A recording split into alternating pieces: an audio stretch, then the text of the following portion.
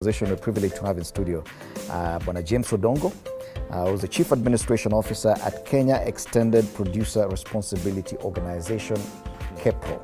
Yeah, and we've had this conversation before, James. Sure, yes, sure. And it's a very interesting conversation. Yes. And I would want you to take us again, kindly, through what KEPRO does and this extended producer responsibility, what exactly it is. Okay, thank you very much, Fred, for having me. I think for today's conversation, the Kenya Extended Producer Responsibility Organization is an organization bringing together visionary leaders within the manufacturing space who are really agreeable to the reality of planet and profit being able to coexist. So ours is a deliberate attempt to try and advance realization of a circular economy in the country by way of instituting environmental and product stewardship programs. And so in the context of extended producer responsibility schemes, just from the name itself, we're extending the responsibility of the producer, and in this case, products that we utilize at our household level. So for KEPRO, we are dealing with the non-hazardous packaging products. So our producers put in place mechanisms to be able to trace the flow of their products through the value chain. So right from production to consumption, and of course at point of disposal, and institute mechanisms to ensure that there's safe disposal for those that are non-recyclable. And those that are recyclable, we put in place infrastructure that is able to ensure proper collection and, of course, reintroduction of the same into the value chain through the recycling processes. And if you may be kind enough to take us through some of those initiatives that are yes. probably more visible Yes. in this whole EPR, Extended Producer Responsibility Initiative. Yes. I think I'll speak back in 2021. And of course, if you remember the backstories, the formation of KEPRO started back in 2017 after the ban of the single-use plastic carrier bags. So the other fractions that we have dealt with that were deemed to be problematic is bread bags. So once you consume your bread, there's a flimsy bag that remains afterwards. We've been able to collect that to the tune of around 16,000 metric tons to date. In terms of visible impact as far as job creation and expansion of the recycling ecosystem, you're looking at creation of more than 12,000 jobs since the start of implementation of EPR in the country. And finally, we've also been able to pump in over 100 million Kenyan shillings through subsidy programs to our recyclers and other waste management operators. Okay. Yes. There was a time there was this conversation about having different dustbins, like three of them in every center, every household, so that you may separate the waste. And I don't know how far we've gone with that. Okay, not much progress has been made, at least from a practical point of view, but from a legislative or policy point of view, we've seen the National Environment Management Authority coming into the space and trying to, in a way, publish the national color-coded bins. So we've said we are transitioning to biodegradable bags for disposal of waste. And in the notice, they've also said that members of the public will be required to segregate their waste into two bins.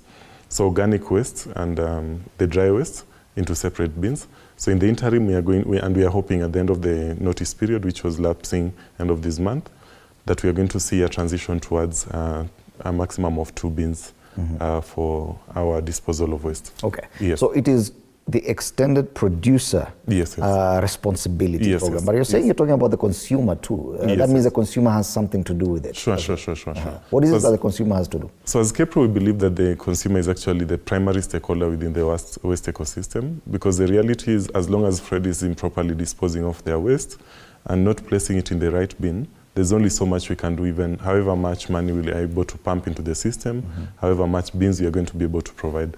So for us, we are very deliberate on giving the consumer the agency feeling that they actually have a role to play as far as environmental stewardship is concerned. So giving them that knowledge on proper disposal of waste, recognizing and appreciating that really improper dumping of waste also has an environmental effect as far as climate change is concerned. So sharing them all this information and also recognizing and giving them that cognizance that you can actually generate wealth and jobs from waste disposal.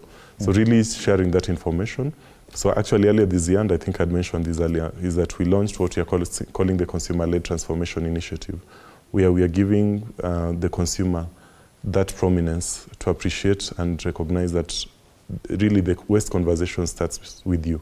Okay. It is not the government, it is not the private sector. It's really about you properly disposing of that waste, and then we are actually able to generate revenue. And some may wonder how this knowledge is imparted, because probably they've not encountered this kind of communication from EPR. Yes. As far as the consumer is concerned, what kind of initiatives are you using to actually impart this knowledge on the consumers? Okay, of course, one of them is what we are doing right now, trying to leverage on the media as a mouthpiece. You guys have the power to be able to reach more masses compared to KEPRO trying to use its own means. So use of both digital and mainstream media platforms is one critical platform we are using. The other approach we are trying to use is the use of social dialogues. So instituting mechanisms to be able to put together groups of people, whether it's residents associations, members of the public really who might not be affiliated to any body per se, and bring them in one room. So apart from cascading to them the information from an awareness point of view, but also triggering them to understand really what is the challenge, why are we actually dealing with waste at our neighborhood level, so how can we be able to get solutions. And through that we are also now seeing neighborhoods coming up with adaptive solutions that are relevant and can be able to work within their jurisdictions, as opposed to trying to borrow something that might not necessarily work within their spaces. Okay. Yes. And as usual, in such conversations about sustainability, many manufacturers are always accused of just doing things for the feel-good effect. And to say, even as we do it. Are there legal frameworks or policy frameworks that safeguard and ensure that this is actually happening sustainably? And is there data to actually prove that this is happening? Yes. So we must also be appreciative of the fact that extended producer responsibility is still a relatively new concept within the Global South. It was predominantly a Global North initiative. So in Africa, we've seen the uptake of EPR in the last 2 years. So in South Africa, it was made mandatory in 2021. We've seen Ghana, Nigeria also coming into place and putting EPR legislation. In Kenya, the Act came into place in 2022. So Section 13 of the Sustainable Waste Management Act is introducing extended producer responsibility as a mandatory requirement for all products coming into the Kenyan space. So that in itself is documented and is now a regulatory requirement that all producers must be able to comply with. So in terms of statistics, we'd also want to be safe and argue that EPR is still new. So we've only started implementation and enforcement last year in 2023. So we are still at the very formative stages. But just to also give you statistics, we were trying to document the impact that we've made so far within the landscape of EPR, not necessarily limiting it to successes of KEPRO. But as I've mentioned, we've seen and have a record of around 12,000 jobs being created based on the monies we've been able to pump into the ecosystem. So we're able to see waste management operators being able to expand their facilities to accommodate more waste. And through that, we're also now seeing more waste being recycled. So besides the statistics around what KEPRO has been able to do, you're talking about around 16,000 metric tons. Other producer responsibility organizations also have significant volumes. So one such entity is the electronic producer responsibility organization, who we've also seen coming into place and trying to tackle waste, which has never been done before.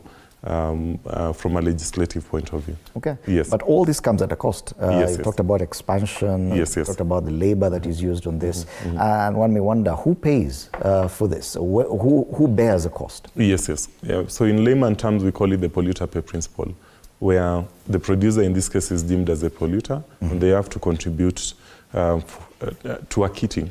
So KEPRO is the kitty.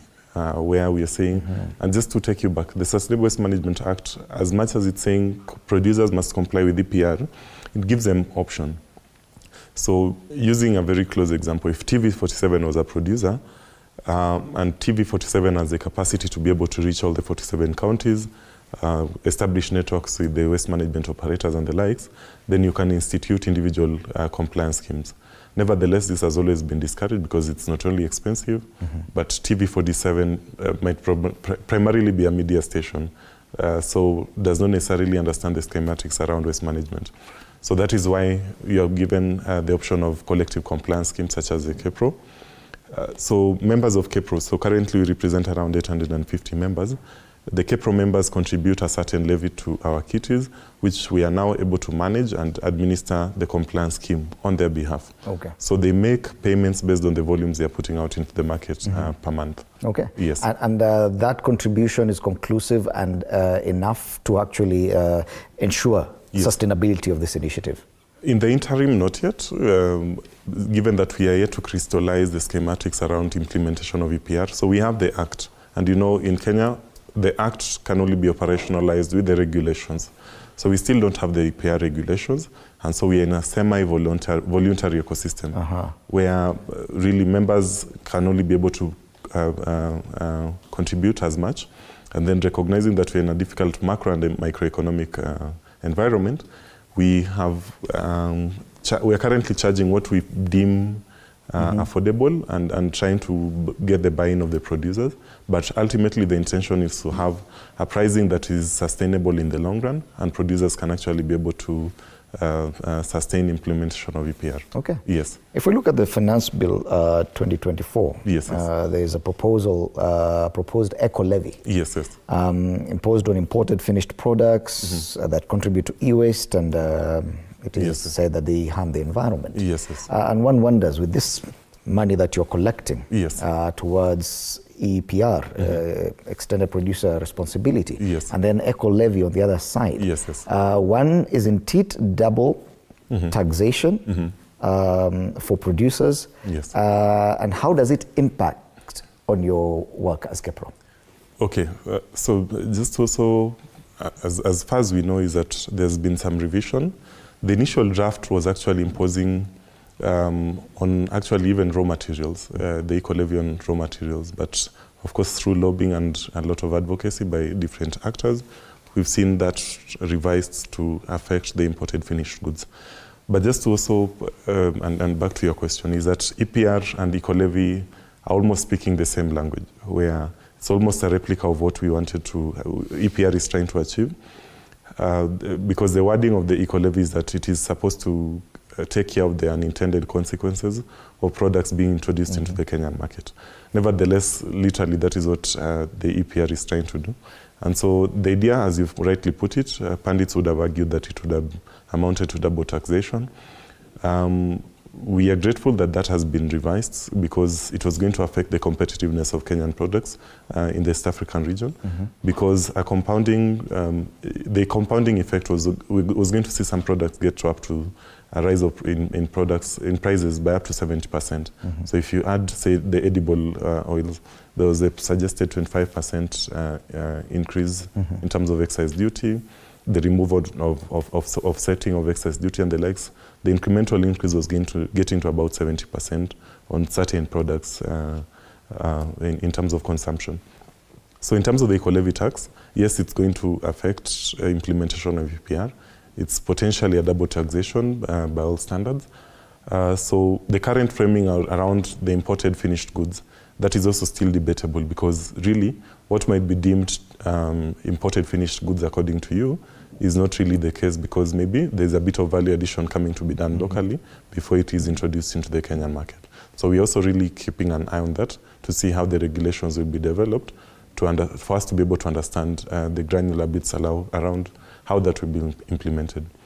So apart from the eco-levy and of course now alluding to the finance bill in general, there's also a separate introduction that is, or rather proposal that is affecting our industry, where we are saying, or rather the government, the National Treasury is proposing the removal of VAT exemption from really for people who are importing machinery and equipment for recycling of plastic materials. So it's quite counterproductive that on one end, you're charging 150 shillings. Really, that's 150,000 shillings per ton to producers in the name of trying to tackle the environmental impact of their products. But then on this other hand, you are really suppressing the emergence of a new economy in the form of recycling facilities by removing the VAT exemption. Okay. Yes. And one wonders the kind of relationship that KEPRO has with the government. How do you work? How is that system? So of course ours is a collaborative initiative, because the reality is the national government is a drafter of the regulations. The county governments are the implementers as far as devolved government units are concerned, with respect to the functions of waste management. So we have to work together. So we are sort of a cog in the wheel, where we are bringing together private sector, government into one room and having a conversation on waste management. So we work closely. The National Environment Management Authority is our regulator. And of course now we also have to work in terms of even our EPR plan submissions. We have to demonstrate that we are actually trying to work with all the 47 counties. Okay. Yes. Do you think that if at all the eco levy as proposed would Yes. have gone through, or Yes. should go through, Yes. how would it impact, whether positive or negatively, your work as Yes. KEPRO? Of Is it course. something that could actually come and give you impetus, probably? By all standards, no. In the initial draft, we were looking at potentially losing over 12,000 jobs. Of course, a It reversal. will shut you down. Yes, yes. First, as KEPRO, shutting us down, but even the waste management operators that have increasingly invested in the recycling economy would also have to shut down, because you're not only affecting their feedstock in terms of the cost of the packaging would have really been high and discouraged purchase of products. So that means the resultant waste resulting from these products would not get to them, which is their feedstock to be able to operate their machinery. But isn't that the intention, that reduce this kind of material, hazardous material? The idea is that we must also really shy away from the conversation on arguing that plastic is hazardous material. Because the reality is it meets a certain pent-up demand. We can't be able to package certain products without the use of plastic. And research has shown that you can't ultimately do away with plastic, because there are really no alternatives per se. So the best solution is manage it. Okay. So ours is to push for management as opposed to actual elimination, which will result to job losses and the likes. And really, some of these ideas are usually not well thought through. Taking you back to the idea of the biodegradable bin liners, we have not seen any public participation or consultation around the policy before even the notice came out. So we actually run the risk of introducing a new product that is worse than what we are doing away with, which is the normal plastic. Wow. So the biodegradable bin liners that are being recommended, there are no publicly shared standards in terms of quality standards that are going to be used to ensure that we are not actually introducing substandard material that would potentially biodegrade into microplastic, which is more dangerous compared to the traditional plastic fraction. Okay. Yes. As we wrap up this interview, what is your biggest concern going forward in this discussion of sustainability in waste management? Yes, yes. The biggest worry for us is, and challenge for that matter, still goes back to the consumer. I think as much effort as we would want to put in place as far as pumping money into the ecosystem is concerned, as long as the consumer is still not really aware of their responsibility, then there's only so much we can be able to achieve. So ours is to try and work together with the consumers through different platforms, as I said, whether it's on social dialogues, working closely with the Kenya Association of Waste Recyclers for the capacity building of waste management operators, and of course the Kenya Alliance of Residents Association, to try and cascade as much as possible this information to members of the public on the need to properly dispose of waste, and also of course ensuring that we are separating waste at source to be able to build up our recycling infrastructure in the country. All right, anything more to add? Really mine is a call to action to all members of the public. I know we're in the midst of this whole finance bill, but we also must remember that we are also environmental stewards of our earth, because the reality is we cannot assume that somebody else will take care of our earth. It's you and I. So my clarion call today is your waste is your responsibility. Even as we are saying, rejecting finance bill is your responsibility, your waste is also your responsibility. All right. Yes, yes. James Odongo, Chief Administrative Officer, Kenya Extended Producer Responsibility Organization, KEPRO, that works with the management of solid waste and manufacturers who produce this, and how this waste is managed beyond the consumption phase. You're watching Morning Cafe. Time for a break. We'll be back with more. Thank you so much.